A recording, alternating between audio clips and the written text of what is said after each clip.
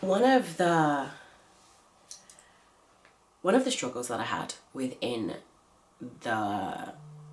when I was still in the asset management world was balancing my desire to live my values outside of the office versus the onerous compliance process of needing to get every single thing approved.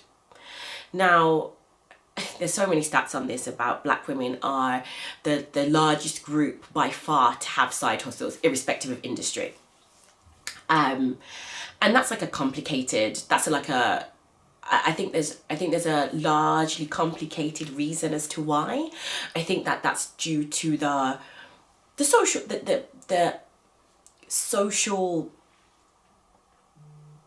identity part of it, that in a lot of cases we're undervalued. Our contribution is undervalued in the jobs that we do, so we look externally to find ways to get that validation because it's not always forthcoming in the workplace. But that's like a conversation. But one of the things that I would say, and I think this applies to a lot of professional services, is don't let the process stop you from giving back and doing in ways that are meaningful, especially if they're meaningful for the community. Because in many cases, a lot of the things that black women are trying to do outside of work or in tandem with their work is to uplift our community, uplift black women, uplift the black community in general. And this whole process, and don't worry, I'll be talking on the other side and making a video about this for the companies and how that in and of itself, I'm not saying there shouldn't be compliance at all. Like, that's not my issue.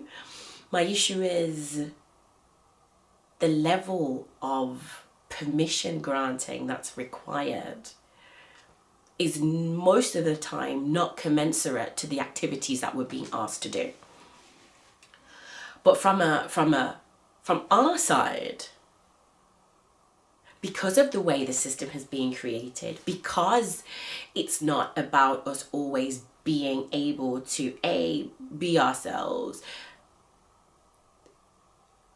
companies have oversight, employers have oversight of our lives 24 hours a day. And in many cases we forget that, because anything we want to do, we have to get, you can call the compliance, compliance want to know, but it's still approval, because if they don't feel like it's something that you should be doing, you won't get the approval for it. And I think that's one of the challenges of working in the financial services industry, and I know this applies to other industries as well. But my point is really, don't let it stop you. Because if you're determined to do it, don't worry about what people might think if you're asking for this permission. Because that drive that you have to want to do it, that desire and need that you have to want to get these things done, is so critical for anything that you're doing. Because ultimately, you're being prevented from being who you are outside of the office in totality. And that's not, that's not fair. It's not right. Because there is no reason, and this applies to anyone in general, but I'm just saying, like, for us specifically, there is no reason why we cannot be multi-hyphenates. Why we can't be somebody who works at this place but also has a charity, who also does this, who also does that, who also writes, who also mentors. All of these things are really, really important. But I also know how difficult it is, and the process is to even think to yourself, can I be bothered? Can I be bothered? Especially when we know that other people do things and you're like, but they haven't even asked for permission. And that's really similar to what we do, etc., etc. We can't focus on what anyone else is doing. And I still remember, I wanted to write this, and this wasn't even anything charitably giving back. Like, this was, I love food, I love drink, and I wanted to write for a food magazine in my spare time. So, I thought about, let me just do the right thing. Let me kind of send this as an FYI. I send the FYI to compliance to say, hey, this is what I'm going to be doing. It's nothing in conflict. I just wanted to let you know.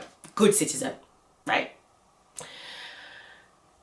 And then came back the massive email with all the things that I needed to do. And to be perfectly honest, I didn't do it. As in, I neither filled out the form nor did I continue to write.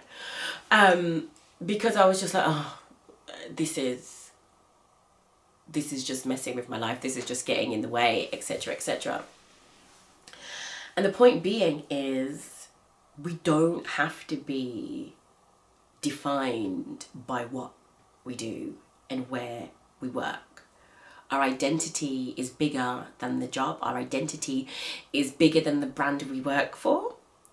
And we should do everything in our power, to maintain it, but also, show that it's possible. I'm not going to name a name, but I still remember, I think it was in 2021. It was in 2020.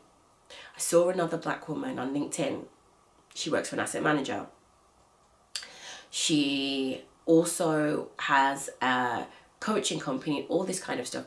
And just seeing that was possible also gave me the motivation and actually the confidence in that sense to be able and say, I don't care about the process.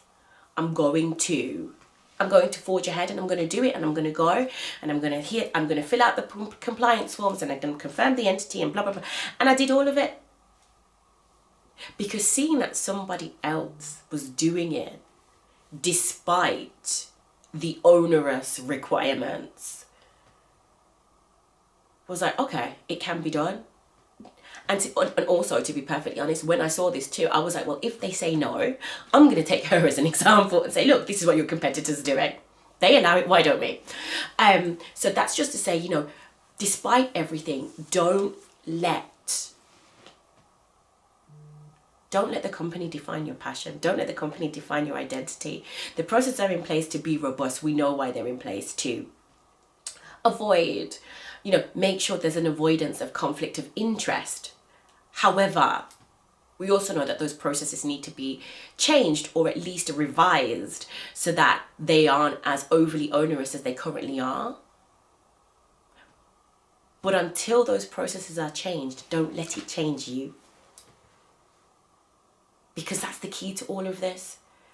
Don't let it change you, because the more we as black women show that we are still good at our jobs, we are still delivering, it encourages others of us to do it, but it also normalizes this part about, I can work for you, I can be a great employee, I can do all of that, but I'm still much more than that, and I want to give much more than that.